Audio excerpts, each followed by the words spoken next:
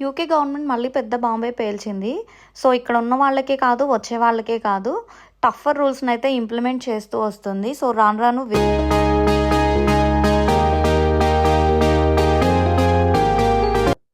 Hi everyone, అందరూ ఎలా ఉన్నారు? మేమైతే చాలా బాగున్నాము. మీరందరూ కూడా చాలా చాలా బాగున్నారని నేను అనుకుంటున్నాను. ఫస్ట్ టైం మీరు మా ఛానల్ చూస్తుంటే కనుక మేమైతే యూకేలో ఉంటాము. మన ఛానల్‌లో మరిన్ని ఇన్ఫర్మేటివ్ వీడియోస్ ఉన్నాయి.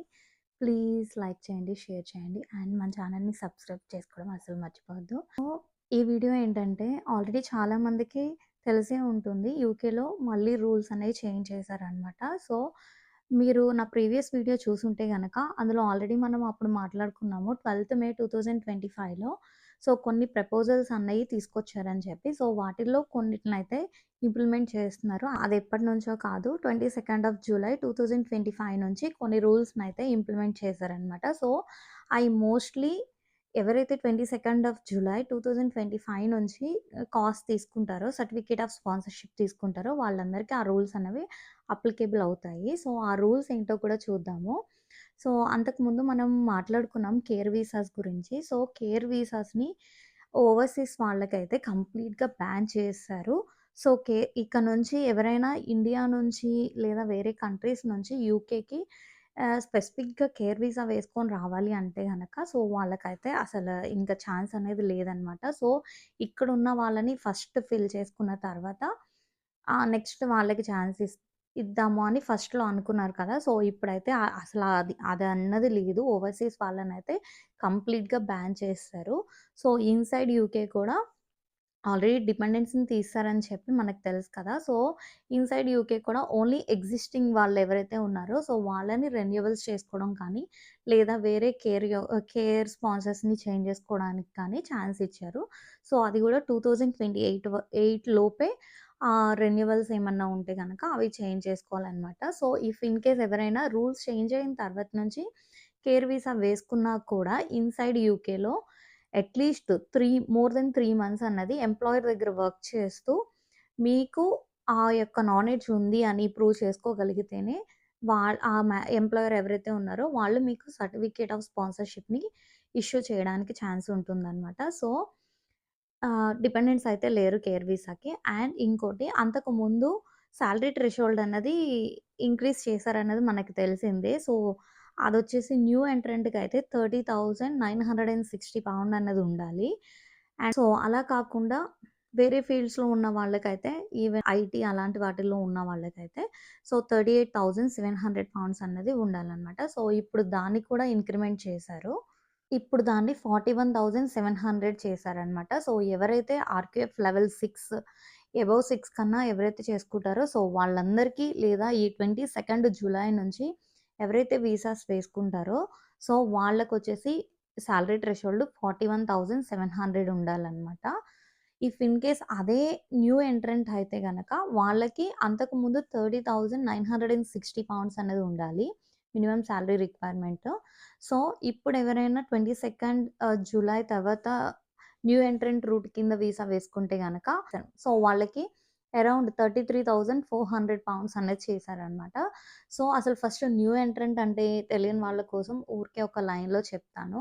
సో, ఎవరైతే ఇక్కడ ఎంఎస్ కంప్లీట్ చేసుకుంటారో వాళ్ళు చేసుకున్న తర్వాత ఫ్రెష్‌గా మార్కెట్‌లోకొచ్చి అంటే వన్స్ గ్రాడ్యుయేషన్ కంప్లీట్ అయిపోయిన తర్వాత వాళ్ళు ఏదో ఒక ఈ స్కిల్ జాబ్‌కి స్విచ్ చేసుకున్నా గానీ, లేదా ఎవరైనా పోస్ట్ స్టడీ వర్క్ వీసాస్‌లో ఉంటే గనక, వాళ్ళు కానీ ఇలా స్కిల్డ్ వర్కర్ వీసాస్‌కి స్విచ్ చేసుకోవాలి అనుకుంటే గనక, సో, వాళ్ళకి అప్పుడే గ్రాడ్యుయేషన్ కంప్లీట్ అయ్యి వీళ్ళు జాబ్ మార్కెట్‌లోకి ఎంటర్ అయ్యారు కాబట్టి, సో, వాళ్ళకి కొంచెం డిస్కౌంట్ కింద ఆహ్, ఆ యొక్క ఎలిజిబిలిటీ ఉంటుందనమాట. సో, అలా గ్రాడ్యుయేషన్ కంప్లీట్ చేసిన తర్వాత అప్పుడే వాళ్ళు జాబ్ మార్కెట్‌లోకి కొత్తగా ఫ్రెషర్స్ కింద వస్తారు కదా! సో, అలాంటి వాళ్ళకి ఏంటి అనంటే సాలరీ క్రైటీరియా అన్నది న్యూ ఎంట్రెంట్ రూట్ కింద కొంచెం డిస్కౌంట్ అన్నది ఉంటుందనమాట. సో, అలా పోల్చుకుంటే గనక వీళ్ళకొచ్చేసి అంతకుముందు £30,960 ఉండే సాలరీని.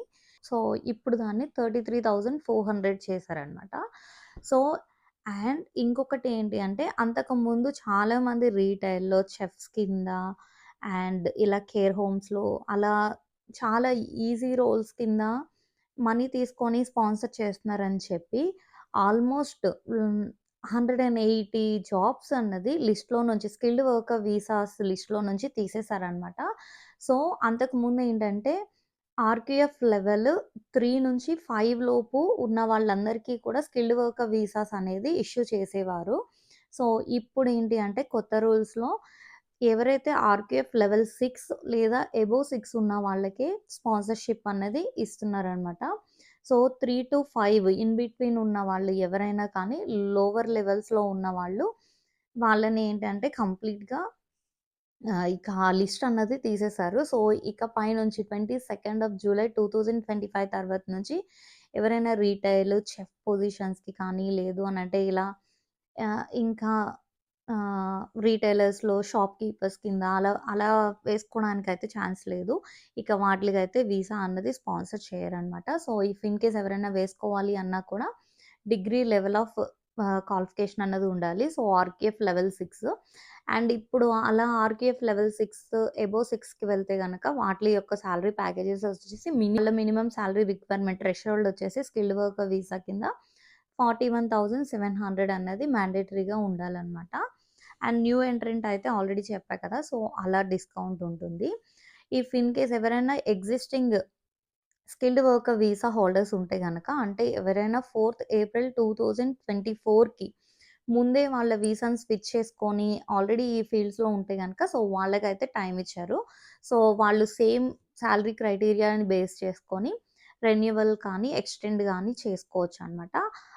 ఆల్రెడీ ఎగ్జిస్టింగ్‌లో ఉన్న వాళ్ళకే ఆపర్చునిటీ తప్ప ఇప్పుడు కొత్తగా వేసుకునే వాళ్ళకైతే ఇక అసల ఆక్యుపేషన్స్ అనేవి లేవు. సో, ఇక ముందు స్కిల్డ్ వర్కర్ వీసాస్ జాబ్స్ చేయాలి అనంటే వాళ్ళు డిగ్రీ లెవెల్ ఉండాలి. అండ్ ఆర్‌క్యూఎఫ్ లెవెల్ 6 లేదా అబోవ్ 6 ఉన్న కేటగరీస్ కింద చేసిన జాబ్స్‌ని స్విచ్ చేసుకోవడానికి ఉంటుందనమాట. అండ్ ఇంకొకటేంటంటే కొన్ని టెంపరరీ ఆక్యుపేషన్స్ లిస్ట్ అన్నది ప్రిపేర్ చేశారు. సో, వాళ్ళకి కూడా స్కిల్డ్ వర్కర్ వీసా కింద స్పాన్సర్‌షిప్ అన్నది ఇస్తారు కానీ, సో, అదైతే ఈ స్కిల్డ్ వర్కర్ రూట్‌లోకైతే రాదంట. సో, వాటికేంటంటే ఒక టెంపరరీ బేసిస్‌లో వీసా అన్నది అప్రూవ్ చేస్తారు. సో, అవి ఆక్యుపేషన్స్‌లో ఉన్న వాళ్ళని కూడా ఆహ్, 2026 ఎండ్ ఆఫ్ డిసెంబర్‌లో కూడా అందులో ఇంకా కొన్ని మోడిఫికేషన్స్ అన్నవి చేస్తారంట. అండ్ అంతే కాదు, ఇప్పుడు ఎవరైతే RQF level 3-5 in between level of jobs చేస్తున్నారో, సో, వాళ్ళు గనక అప్లికేషన్ 22nd ఆఫ్ జూలై 2025 తర్వాత వేసుకుంటే గనక వాళ్ళ డిపెండెంట్స్ అయితే అలౌడ్ లేదనమాట. సో, ఎవరైతే ఈ టెంపరరీ బేసిస్ కింద వేసుకుంటారో కూడా వాళ్ళ డిపెండెంట్స్ అయితే ఎలిజిబిలిటీ లేదు. సో, ఎవరైతే ఆర్‌కేఎఫ్ లెవెల్ అబోవ్ లెవెల్ 6 ఉంటుందో వాళ్ళకైతే వాళ్ళ డిపెండెంట్స్‌ని తెచ్చుకునే ఆపర్చునిటీ ఉంటుంది. సో, రూల్స్ అయితే చాలా స్ట్రిక్ట్ చేశారు. అండ్ ఇవన్నీ వచ్చేసి 22nd జులై 2025 తర్వాత నుంచి ఎవరైతే న్యూ అప్లికేషన్ వేస్తారో వాళ్ళందరికీ ఈ రూల్స్ అన్నవి అప్లికేబుల్ అవుతాయన్నమాట. సో, ఎగ్జిస్టింగ్ వాళ్ళైతే భయపడాల్సిన అవసరం లేదు. సో, చాలామంది ఏమంటున్నారంటే ఎగ్జిస్టింగ్ వాళ్ళకి ఈ రూల్స్ ఏమి అప్లికేబుల్ అవ్వవు అని చెప్పి అంటున్నారు. అండ్ డిపెండెంట్స్‌ని ఈ 3-5 ఇన్ బిట్వీన్ ఉన్న వాళ్ళ డిపెండెంట్స్ కూడా అంటే లోవర్ స్కిల్ లో లోవర్ స్కిల్ ఆక్యుపేషన్స్‌కి ఎవరైతే చేసుకుంటారో స్కిల్డ్ వర్కర్ వీసా కింద వేసుకుంటారో అలాంటి వాళ్ళ డిపెండెంట్స్ కూడా అలౌడ్ లేదనమాట. ఎగ్జిస్టింగ్ వాళ్ళకైతే ఏం ప్రాబ్లమ్ లేదు. సో, ఎగ్జిస్టింగ్ వాళ్ళు రెన్యువల్స్ చేసుకోవచ్చు మీ డిపెండెంట్స్ తోటి. అండ్ ఏదైతే మీ ప్రీవియస్ సాలరీ ఉందో ఆ సాలరీ బేస్ చేసుకొని £31,000 అలా. ఇప్పుడు మీది ప్రీవియస్ £29,000 అలా ఉందనుకోండి. సో, £31,000కి ఎలిజిబిలిటీ ఉంటుందనమాట. అండ్ ఇన్ ఫ్యూచర్ అయితే ఇదేమీ లేదు. సో, ఇప్పుడు ఈ ఇంప్లిమెంట్ చేసిన రూల్స్ అన్నీ ఇప్పుడున్న ఎవరైతే స్టూడెంట్స్ చదువుకుంటున్నారో సో, వాళ్ళు లేదా పోస్ట్ స్టడీ వీసాస్‌లో ఉన్న వాళ్ళకి గూడా ఇంపాక్ట్ ఉందనమాట. సో, వాళ్ళు ఫర్దర్‌గా స్కిల్డ్ వర్కర్ వీసాస్‌కి స్విచ్ జేసుకోవాలి అంటే చాలా కష్టమే అని చెప్పాలి. అండ్ రాను రాను సెటిల్‌మెంట్ కోసమే ఇలాంటివన్నీ చేస్తూ ఉంటారు. సో, వాళ్ళకైతే 22nd ఆఫ్ జూలై 25 తర్వాత నుంచి చాలా కష్టమైన పరిస్థితే అని చెప్పాలి. అండ్ అంతే కాదు అంతకుముందు ఆల్రెడీ 5 ఇయర్స్ రూట్ కాస్త 10 ఇయర్స్ చేద్దాము అని చెప్పి ప్లాన్ ఉంది కదా! సో, అది ఇంకా అయితే దాని గురించి అప్డేట్ అయితే ఇంకా ఏం చెప్పలేదు. అండ్ సో, లో స్కిల్డ్ ఆక్యుపేషన్స్‌కి అయితే వాళ్ళ డిపెండెంట్స్ అలౌడ్ లేదనమాట. అండ్ చాలామంది ఇదే అవకాశం అనమాట.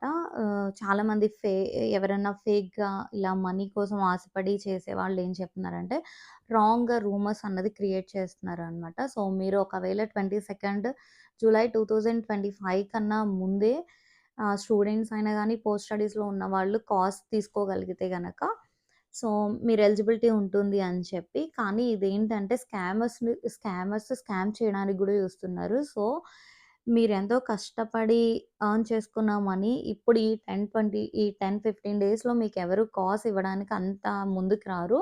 అండ్ ఇఫ్ ఇన్ కేస్ ఇదంతా కూడా ఎందుకు పెట్టారు అనంటే, ఇప్పుడు ఎవరైతే మనీ తీసుకుంటున్నారో వాళ్ళందరికీ చెక్ పెట్టడానికనమాట. సో, మీరు కంగారు పడి 10 రోజుల్లో కాస్ కోసం వెతుక్కొని, ఆ కాస్ అప్లై చేసుకుందామని చెప్పి చేసినా గూడా, సో, కంపెనీ మీద స్కుప్నీ పడుతుందంట. సో, ఇదైతే చాలా జాగ్రత్తగా ఉండండి. అండ్ మీరు ఆల్రెడీ వేరే ఎంప్లాయీస్ త్రూ ఉన్నారనుకోండి, సో, దాన్ని కంటిన్యూ చేయండి. ఆల్రెడీ ఎగ్జిస్టింగ్ వాళ్ళకైతే ఏం ప్రాబ్లమ్ లేదు కాబట్టి, సో, వర్రీ అవ్వాల్సిన అవసరం లేదు. అదే కొత్త వాళ్ళెవరైనా మీకు ఆల్రెడీ కాస్ రెడీగా ఉంటే, సో, మీరు వీసాకి వేసుకోండి. అంతే తప్ప రూల్స్ చేంజ్ అయ్యాయని చెప్పి 1, 2 వీక్స్‌లో సో, ఎవరో తెలియని వాళ్ళ మాటలు నమ్మేసి వాళ్ళకి మీరు మనీ ఇచ్చి మోసపోవద్దు. ఎందుకంటే ఇప్పుడు జాబ్ పొజిషన్సే ఇక్కడ చాలా కష్టంగా ఉంది. సో, అలాంటి వాళ్ళని నమ్మి మీరు మనీ ఇచ్చారనుకోండి, సో, ఈజీగా చీట్ చేసే ఛాన్సెస్ ఉంటాయన్నమాట. సో, ఆ తప్పైతే అస్సలు చేయొద్దు. ఫర్దర్‌గా ఇంకేంటి ఇంప్లిమెంట్ చేస్తారు అన్నదైతే చూద్దాము. సో, 22 జూలై తర్వాత నుంచి మేబీ మోస్ట్‌లీ ఈ ఇయర్ ఎండింగ్ లోపు ఇంకా క్లియర్‌గా ఇన్ఫర్మేషన్ అనేది పాస్ చేయొచ్చు. అంటే ఈ రూల్స్ ఆహ్, ఆల్రెడీ స్టూడెంట్స్‌గా ఉన్న వాళ్ళకి ఏంటి, పోస్ట్ స్టడీస్ చేస్తున్న వాళ్ళకి ఏంటి అని చెప్పి అలా ఏమన్నా కొత్త రూల్స్ కూడా ఇంకేమన్నా తీసుకురావచ్చు. సో, ప్రెజెంట్ ఎవరైనా యూకేకి వద్దామని ప్లాన్ చేసుకుంటున్నా కానీ, సో, ఇప్పుడున్న రూల్స్‌ని బేస్ చేసుకొని మాత్రం సెటిల్‌మెంట్ అంత ఈజీగా వస్తుందనైతే ఎక్స్‌పెక్ట్ చేయొద్దు. ఇఫ్ ఇన్ కేస్ ఎవరైనా మీకు రాంగ్‌గా గైడ్ చేసినా కూడా వాళ్ళ మాటలు అసలు నమ్మొద్దనమాట. సో, రూల్స్ అనేవి చాలా స్ట్రిక్ట్‌గా ఉంటున్నాయి. So, if in case future వచ్చే వాళ్ళైనా కూడా మీకు ఆల్రెడీ ఐటీల్లో అలాంటి వాటిల్లో 3+ ఇయర్స్ ఎక్స్‌పీరియన్స్ ఉండి మీరు ఆల్రెడీ జాబ్ చేస్తుంటే గనక, సో, అలాంటి వాళ్ళేమన్నా ఎంఎస్ చేయడానికి వచ్చి తెచ్చుకొని సెటిల్ అయ్యే ఛాన్సెస్ ఉంటాయి గానీ, ఫ్రెషర్స్‌గా వస్తే గనక, సో, వాళ్ళకైతే ప్రెజెంట్ ఏ స్కోపు లేదు.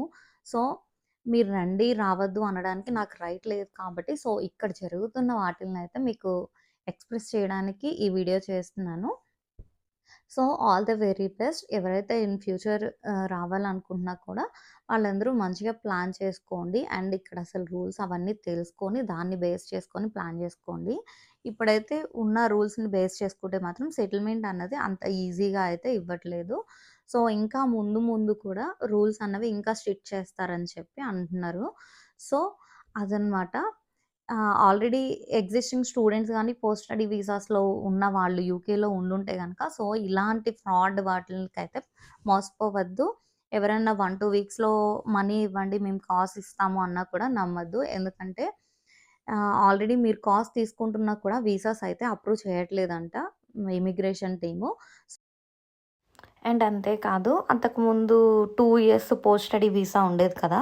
సో, దాన్ని కొంచెం తగ్గిస్తున్నారు. ఒక 6 మంత్స్ తగ్గించి 1½ ఇయరే చేస్తున్నారు అని చెప్పి లాస్ట్ టైమ్ ప్రపోజల్స్‌లో ఇంక్లూడ్ చేశారు కదా! సో, దాని గురించి కూడా అప్డేట్ అయితే ఇంకా ఏమీ సో, రాలేదు. అది ఈరోజు వీడియో. సో, ఐ హోప్ అందరికీ అర్థమైందని నేను అనుకుంటున్నాను. మరిన్ని ఇన్ఫర్మేటివ్ వీడియోస్ కోసం please like, share and subscribe to our channel. మీకేమన్నా డౌట్స్ ఉంటే గనక నాకు కామెంట్ చేయండి. సో, నేనైతే మోస్ట్‌లీ ప్రతి కామెంట్‌కి అయితే రెస్పాండ్ అవుతాను. See you in next video. Bye.